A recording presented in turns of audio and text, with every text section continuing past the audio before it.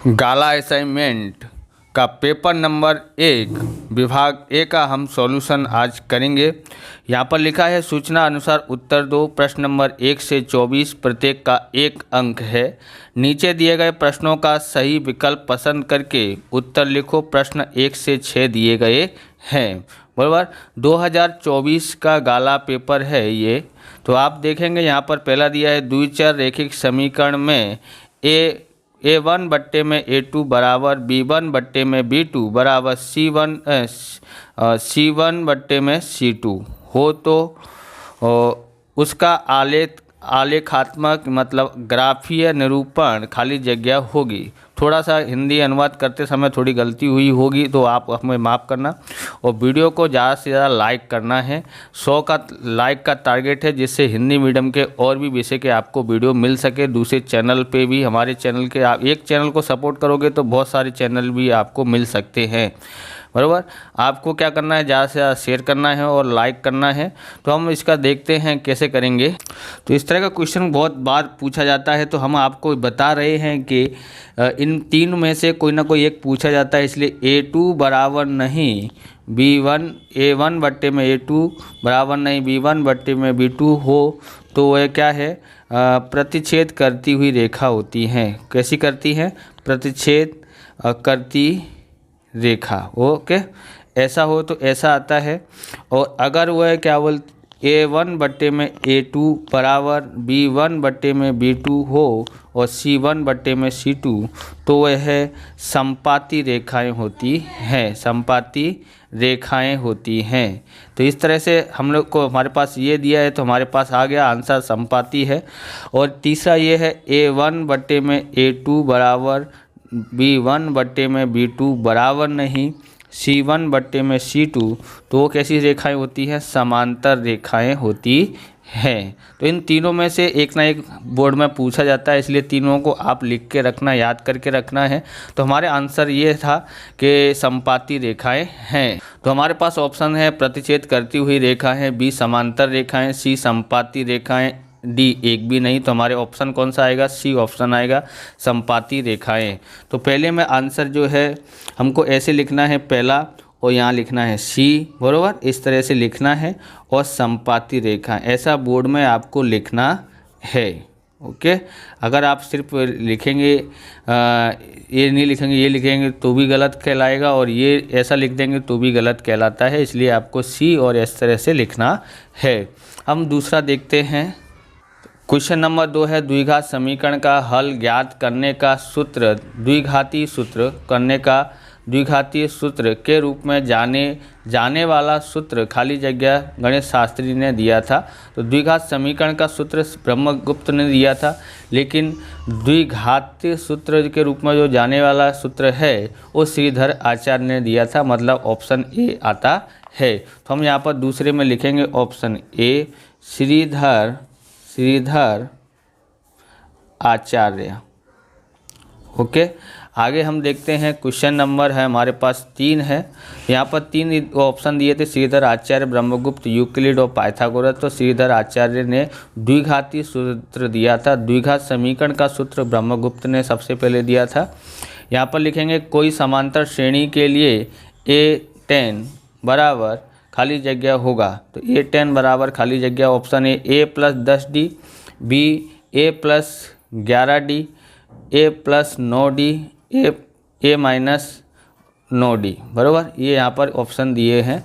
तो आपको सिर्फ यहाँ पर क्या करना है, ऑप्शन कौन सा है तो हम बताते हैं अभी। A10 ज्ञात करने के लिए बोला है। आपको क्या करना है, यहाँ पर A लिखना है। बस यहाँ जितना भी लिखा हो उसमें 1 घटा देना है। तो 1 घटाओ तो कितना आता है? 9 में 10 में से 1 घटाओ तो 9, बस 9D इस तरह से लिखते हैं। तो कौन सा ऑप्शन सही था? तो ये ऑप्शन C सही था। Option C A plus 9D। Okay, अब हम आगे देखते हैं। चौथा है बिंदु AB का मूल यानी उद्गम बिंदु से दूरी खाली जगह है। तो इसकी दूरी से कितनी दूरी है? तो इसके ऑप्शन B आता है, ऑप्शन B। तो इसमें है चौथे का ऑप्शन B। ओके, क्या है ऑप्शन B में? वर्गमूल में ए स्क्वायर प्लस बी स्क्वायर इसका आंसर आता है। मोस्ट आईएमपी क्वेश्चन है। बराबर, इस पेपर के अंदर जो पहला पेपर दिया है उसमें बोर्ड में पूछे गए सभी प्रश्नों को हल किया, इसलिए पेपर नंबर 1 आपको है ना अच्छी तरह से सॉल्यूशन करना है। आप इस तरह के वीडियो देखना चाहते हैं तो डिस्क्रिप्शन में आपको लिंक मिल जाएगी। वो धीरे धीरे सभी पेपरों का सॉल्यूशन कराएंगे। ज़्यादा से ज़्यादा लाइक मिलेंगे तो ही हम लगातार आपको जल्दी से जल्दी देते रहेंगे। 5वां देखते हैं, साइन स्क्वायर 45 बराबर खाली जगह ए, ऑप्शन ए में 1/2 वर्गमूल में 2, बी ऑप्शन बी में 1/2, ऑप्शन सी में 1/4, ऑप्शन डी में वर्गमूल में 2। तो क्या आ सकता है, तो हम 5वें को यहाँ पर थोड़ा सॉल्यूशन कर लेते हैं।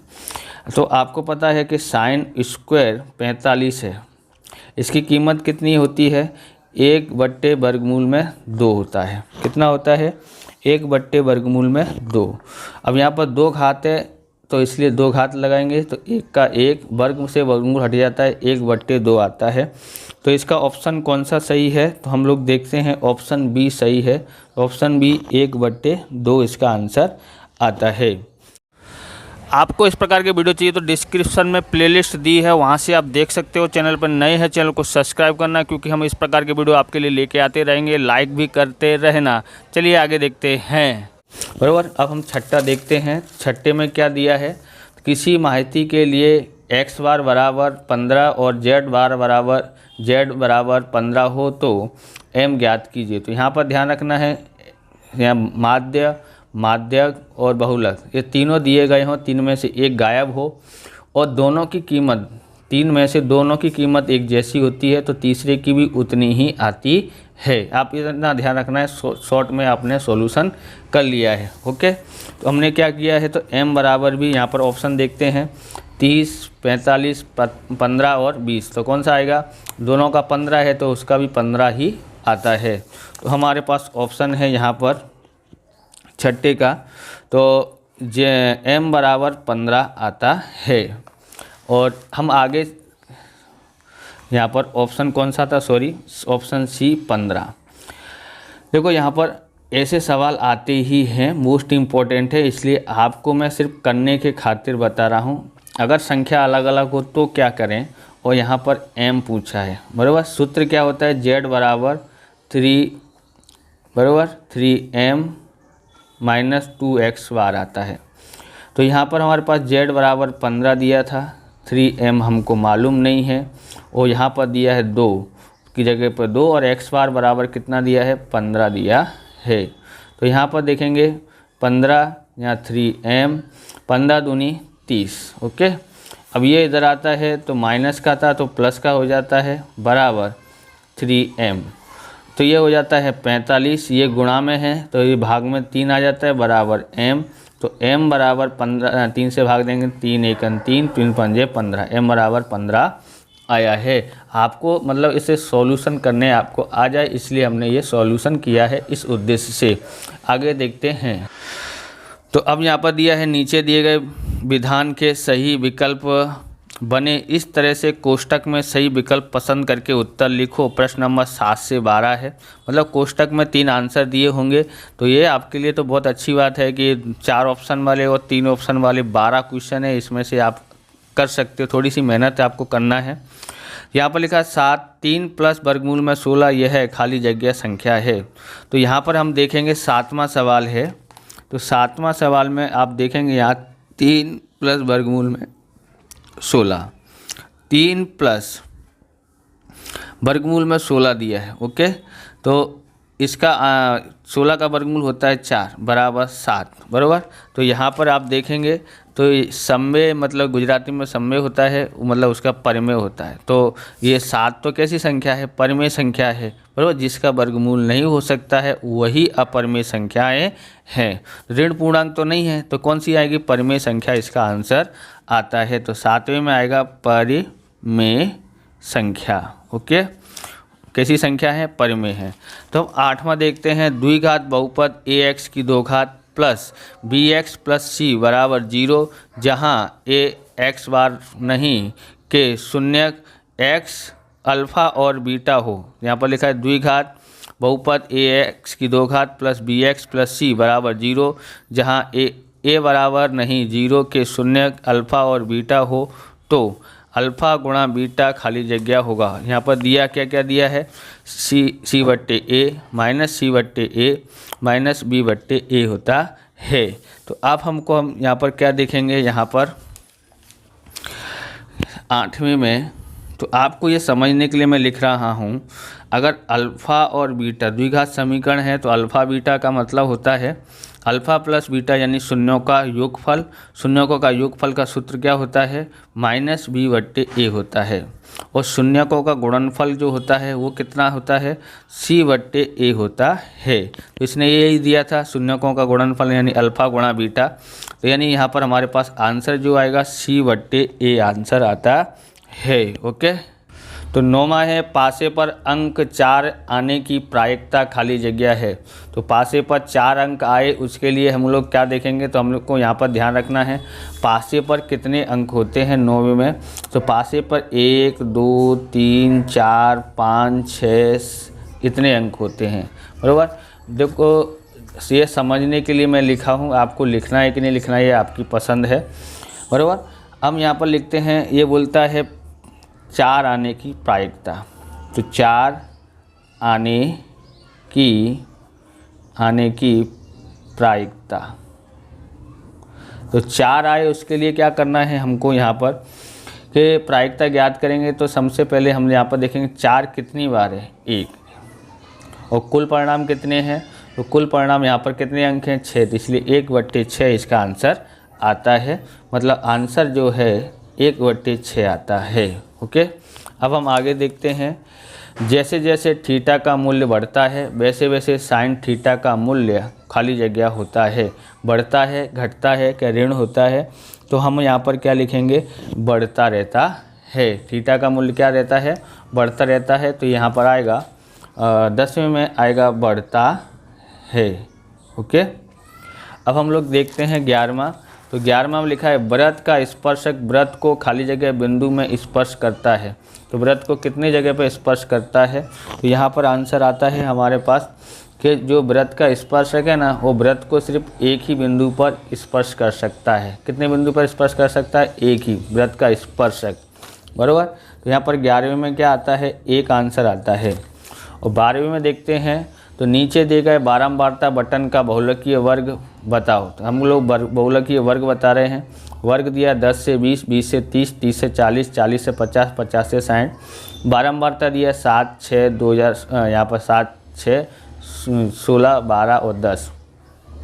बहुलकीय वर्ग किसे कहते हैं, तो जिस वर्ग की आवृत्ति सबसे अधिक होती है उस वर्ग को बहुलकीय वर्ग कहते हैं, बराबर। समझ में आया होगा कि जिस वर्ग की आवृत्ति सबसे अधिक होती है उस वर्ग को हम बहुलकीय वर्ग कहते हैं। जैसे सबसे अधिक आवृत्ति कहाँ पर है, यहाँ पर। तो इस वर्ग इसका वर्ग कौन सा है, 30 से 40। तो यही हमारा क्या होगा, बहुलकीय वर्ग होता है। तो 12वें का आंसर है कितना है, 30 से 40। ओके, क्वेश्चन नंबर 13 है, नीचे दिए विधान सत्य हैं या असत्य हैं बताओ। मासा है SCF, यानी मासा मतलब SCF 5 और 15 बराबर 10 होता है कि नहीं होता है। तो ये हमको चेक करना है। तो यहाँ पर हम लोग सॉल्यूशन करके आपको बताते हैं। जैसे यहाँ पर दिया है 13वां क्वेश्चन है, सत्य सत्य बताना है। तो 5 बराबर 1 गुणा 5 होता है, बराबर। और 15 का करते हैं गुणनखंड, तो 1 गुणा 3 गुणा 5 होता है। ओके, तो मासा मतलब SCF कितना होगा, तो 2 जगह पे मिलता है, वही हमारा आंसर आता है। और यहाँ पर तो हमारे पास कितना दिया था, 10 दिया था, इसलिए ये विधान क्या है, असत्य है। कैसा है, असत्य है। सत्य सत्य बताने हैं तो हमको ये बताने का है कि ये सत्य है कि असत्य है। इसका आंसर है असत्य। क्या लिखना है, असत्य लिखना है।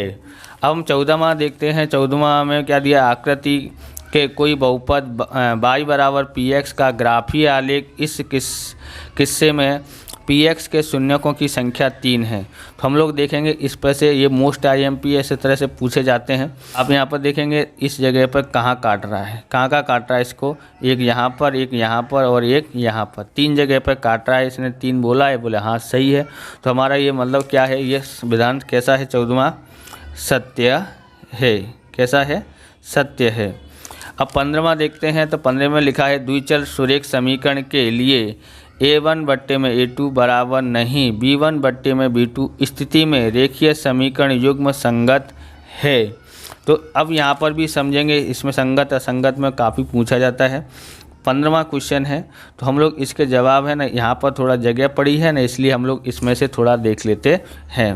15वां का थोड़ा देखते हैं कि क्या क्या हो सकता है। अगर A1 बट्टे में A2 बराबर नहीं B1 बट्टे में B2 हो तो, और A1 बट्टे में A2 बराबर B1 बट्टे में B2 बराबर C1 बट्टे में C2, तो ये दोनों कैसी होती हैं, संगत होती हैं। बराबर ध्यान रखना है, ऐसे दिया हो तो ये संगत होती है। असंगत कब होती हैं, तो A1 बट्टे में A2 बराबर B1 बट्टे में B2 बराबर नहीं C1 बट्टे में C2 हो, तब क्या होती हैं, असंगत होती हैं। क्या होती हैं, असंगत। बराबर ध्यान रखना, संगत ऐसे होती है, असंगत में सिर्फ एक ही चीज़ आती है। तीनों को याद करना, इनमें से पूछे जाते हैं। अब आपको देखना है, तो ये कैसा था, संगत है। तो हाँ ये संगत है, हमारा विधान ये क्या है, सत्य है। कैसा है, सत्य है। ओके।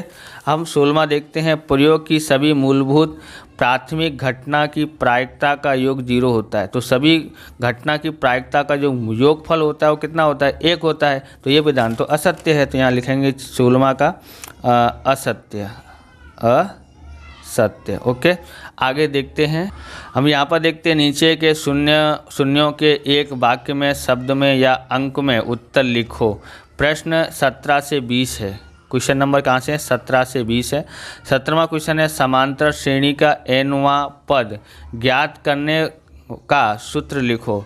यानी कि हमको an का सूत्र लिखना है। एक एक वाक्य वाले हैं तो ध्यान से, सिर्फ हमको एक वाक्य में आंसर आते हैं तो लिखना है। कौन सा क्वेश्चन है, ये 17वां है।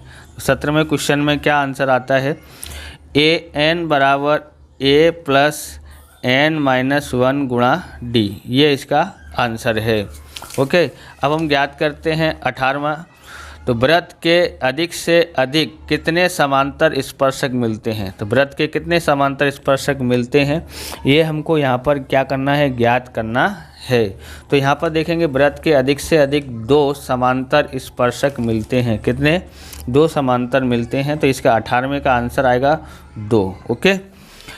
अब 19वें में देखते हैं, सूर्य पूर्व में उगता है, उस घटना की प्रायिकता। तो क्या ये बात सही है, सूर्य कहाँ से उगता है, पूर्व में उगता है, निश्चित घटना है। तो निश्चित घटना की प्रायिकता को आपको मालूम है कितनी होती है, 1 होती है।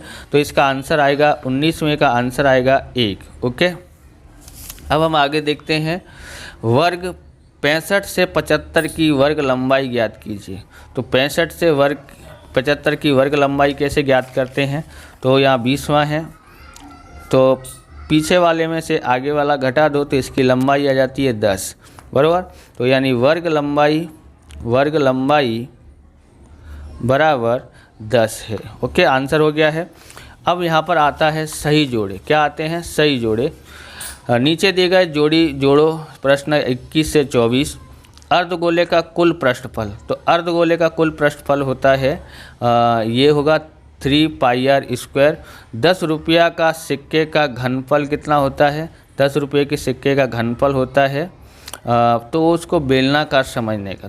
रुपया, कोई भी रुपया दिया हो, यहाँ पर 5 रुपया आता है, 10 रुपया आता है और 1 रुपया आ सकता है। बराबर। तो यहाँ पर रुपया चेंज होता रहेगा। अब तो 20 का भी सिक्का आने लगा है तो 20 का भी लिखा हुआ हो सकता है। तो बेलनाकार का घनफल समझने का। घनफल का मतलब होता है आयतन। क्या होता है, आयतन। बराबर। थोड़ा गुजराती से हिंदी करने में थोड़ा गलती हो जाती है। आप इस तरह के वीडियो देखना चाहते हो तो डिस्क्रिप्शन में लिंक दिए, वहाँ से आप देख सकते हो। चैनल पर नए हैं, चैनल को सब्सक्राइब करना, क्योंकि हम इस प्रकार के वीडियो आपके लिए लेके आते रहेंगे। और वीडियो को ज़्यादा से ज़्यादा शेयर और लाइक करना, जिससे हिंदी मीडियम के इस चैनल को ज़्यादा से ज़्यादा आपकी सपोर्ट की ज़रूरत है। अब यहाँ पर देखेंगे तो यहाँ पर इसका आता है ये ए, बराबर। तो अब आपको बोर्ड में कैसे लिखना है, ऐसे निशान नहीं लगाना है, आपको यहाँ पर लिखना है आंसर में 21 का कौन सा है, 21 का हमारे पास आया था कि अर्धगोले के कुल पृष्ठफल 3 पाई आर, यानी 21 का सी, ओके। और यहाँ पर फिर से लिखते हैं 21 का सी है, ओके। और 22 का कौन सा है, तो 22 का हमारे पास ए आया था, ओके। इस तरह से आपको वहाँ पर बोर्ड की परीक्षा में लिखना है। आगे देखते हैं, तो आगे हमारे पास क्या दिया है, 23वां है त्रिज्यखंड का क्षेत्रफल।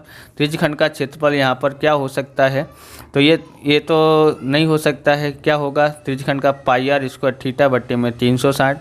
और अर्धवृत्त की परिधि होती है वैसे 2 पाई आर होती है, अर्ध बोला हो तो आगे से 2 गायब हो जाता है तो पाई आर आता है। तो इसका भी हम यहाँ पर लिखेंगे कि यहाँ पर क्या होता है 21, अब आया 23 का कौन सा आ सकता है, 23 का आएगा बी, क्या आएगा बी। और 24 का क्या आता है, तो 24 का हमारे पास आता है ए। तो इस तरह से आपको लिखना है। इस प्रकार से ये वीडियो पूरा होता है। अगर आपको हमारा वीडियो अच्छा लगे तो लाइक शेयर कमेंट करें, चैनल पर नए चैनल को सब्सक्राइब करें। मिलते हैं नेक्स्ट वीडियो में। जय हिंद, जय भारत, वंदे मातरम।